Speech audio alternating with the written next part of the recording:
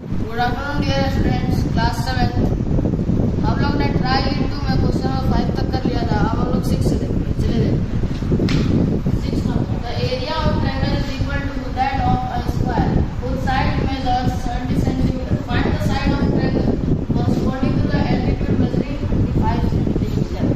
मतलब बोल रहा है area of triangle is equal to area of square whose side is 70 cm and a triangle have a altitude 35 cm. Find their base. Then taking a side of square equal to 70 cm. Area of square, side square formula plus 20 का square 49 100 centimeter square. और area of square is equal to area of triangle. Area of triangle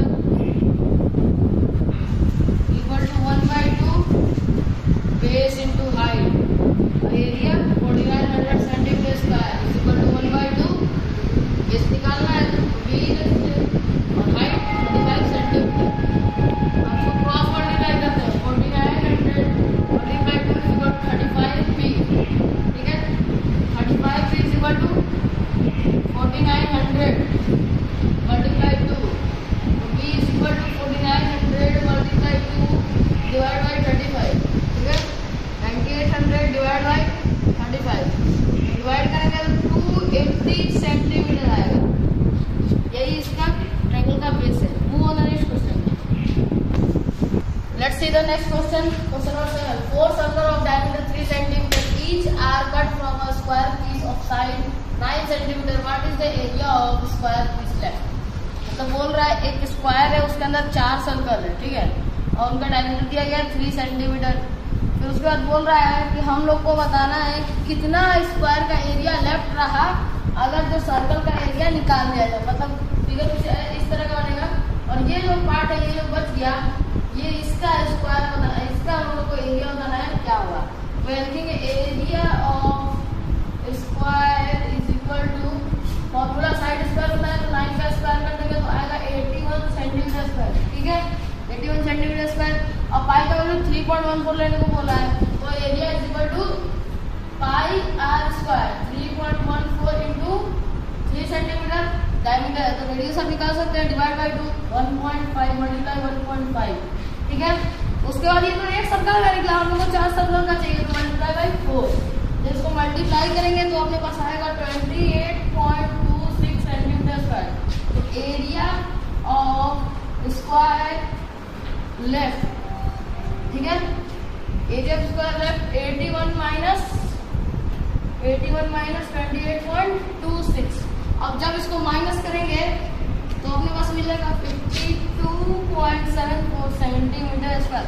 मतलब जो left area है इसका square का वो है 52.74 centimetre square. Move on the next question. चलते हैं अपने नेक्स्ट क्वेश्चन में. Question number 8. From a circular card sheet of radius 21 centimetre to circle of radius 3.5 centimetre and the rectangle of length 25 centimetre and 2.5 centimetre are removed. Two identical right triangle whose legs are of length 3 cm and 4 cm are joined. Find the area of figure of it. मतलब इसमें बोल रहा है कि जो बड़ा सा circle है आपकी बुक में दिया गया है, बनाते हैं, ये बड़ा सर्कल है. ठीक है, इसके अंदर 2 सर्कल है, फिर उसके बाद ऊपर है, ऊपर बनाते हैं, यहाँ ऊपर और यहाँ पे रेक्टेंगल है. ठीक है, तो यहाँ पे एक ट्रायंगल जुड़ा हुआ है. ठीक है, तो इधर से भी एक ट्रायंगल जुड़ा हुआ है. ठीक है, और बोल रहा है ना कि सबसे बड़े सर्कल का रेडियस 21 सेंटीमीटर. मतलब ये जो बड़ा सर्कल है इसका रेडियस 21 सेंटीमीटर है. 2 छोटे सर्कल है जिनका रेडियस 3.5. तो ये सर्कल है इनका रेडियस 3.5 सेंटीमीटर और इसका भी 3.5 सेंटीमीटर. ठीक है, तो उसके बाद एक रेक्टेंगल भी है, उसका लेंथ 25 सेंटीमीटर है, ब्रेथ 2.5 सेंटीमीटर और लेंथ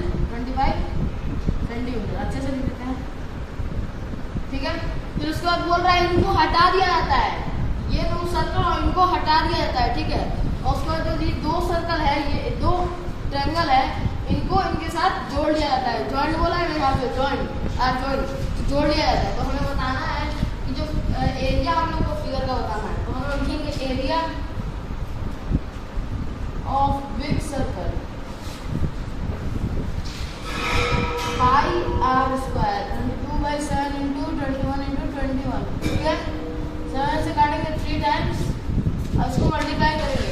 जब मल्टीप्लाई करेंगे तो आएगा 1386 सेंटीमीटर स्क्वायर। ये पूरा सर्कल का एरिया हो गया। अब हम लोग निकालेंगे इन दो सर्कल का एरिया, क्योंकि area of two circle equal to pi r square.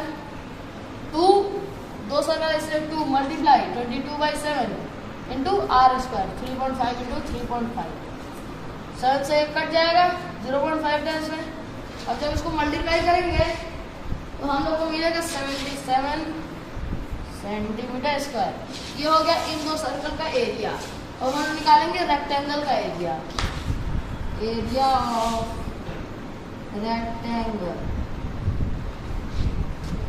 L into B 25 into 2.5। जब मल्टीप्लाई करेंगे तो आएगा 62.5 सेंटीमीटर स्क्वायर। ये हो गया रेक्टेंगल का area.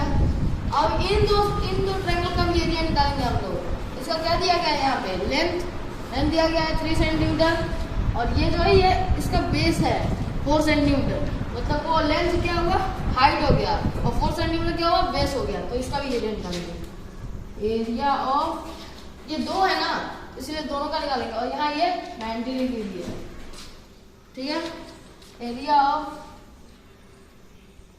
Right triangle 1/2 base into height, ठीक है। फॉर्मूला यही होता है 1/2 इंटू बेस 4 मल्टीप्लाई 3। और दो है ना, दो ट्रायंगल है तो मल्टीप्लाई बाई 2 भी करेंगे, क्योंकि दोनों का साथ में निकाल रहे हैं। 2 से 2 कट गया, कितना आ गया 12 सेंटीमीटर स्क्वायर। ये हो गया एरिया ऑफ 2 राइट ट्रायंगल्स का, ठीक है। तो अब हम लिखेंगे area of figure obtained is equal to 1386 minus 77 plus 62.5। इनको बोल रहा है रिमूव कर दिया गया, यहाँ लिखा है रिमूव क्वेश्चन में, प्लस फिर बाद में 12 जोड़ दिया जाता है, 12 जॉइंट। जब इसको सॉल्व करेंगे तो हम लोग को मिलेगा 1258.5 सेंटीमीटर स्क्वायर। यही इसका एरिया हुआ जो हमसे पूछा था। ओके, चलते हैं नेक्स्ट क्वेश्चन पे। नेक्स्ट क्वेश्चन में बहुत आसान क्वेश्चन है, एरिया ऑफ पैरेललोग्राम बताना है, ठीक है। ये जो लाइन है ये क्या है, ये हाइट है, और इसका वैल्यू कितना दिया 7.2 सेंटीमीटर, और ये क्या है, ये बेस है। तो लिखेंगे height is equal to 7.2 centimetre, ठीक है, और base is equal to 6 centimetre, ठीक है। तो area of parallelogram, area of parallelogram is equal to base into height, या एल्टीट्यूड भी बोल सकते हैं। तो बेस कितना है 6 मल्टीप्लाई 7.2। जब इसको मल्टीप्लाई करेंगे तो हम लोग को मिलेगा 43.2 सेंटीमीटर स्क्वायर। ओके, चलते हैं नेक्स्ट क्वेश्चन पे। Question number 10, what is the area of circle C, ठीक है। आपके क्वेश्चन में एक चीज ना ये थोड़ा अलग दिया गया, ये पाई का वैल्यू है ना 3.14 नहीं 22/7 लीजिएगा, ठीक है। अगर 3.14 लेंगे तो थोड़ा आंसर में वेरिएशन आ जाएगा, और एग्जैक्ट इसका जो वैल्यू है ना एरिया निकालने तो एग्जैक्ट आना चाहिए, ठीक है। तो यहाँ पे एरिया ऑफ सर्कल सी हमसे पूछा है, तो एरिया सर्कल ए का हम लोग को रेडियस कितना दिया गया है, तो लिखेंगे सर्कल ए रेडियस 5 सेंटीमीटर, ठीक है। अब सर्कल बी कितना चौड़ा है 2.5, तो सर्कल बी रेडियस हम लोग 5 में 2.5 जोड़ देंगे तो 7.5 सेंटीमीटर। ये हो गया सर्कल बी का रेडियस। सर्कल सी का कितना चौड़ा है 6.5, circle C radius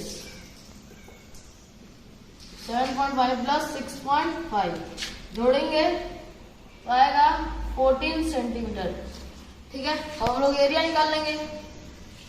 area of circle C is equal to pi r square. याद से पाई का वैल्यू 3.14 नहीं लीजिएगा, 22/7 लीजिएगा। 22/7 इंटू 14 इंटू 14।